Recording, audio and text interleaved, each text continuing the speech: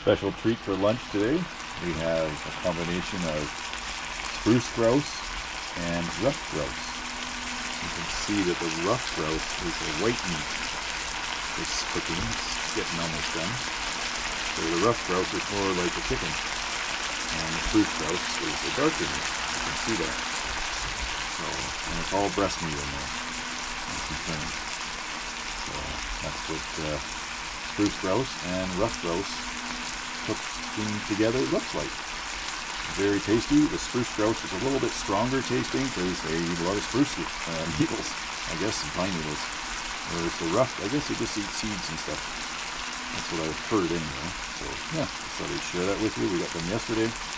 That's 4 of them, all cubed up, and yeah, we're having a nice grouse and nacho lunch today with some veggies. Yummers. And I forgot to add that the dog, oh, she's looking outside for squirrels. She's patiently waiting for some grouse. She loves grouse. Not getting very much of it, but a couple of cubes maybe.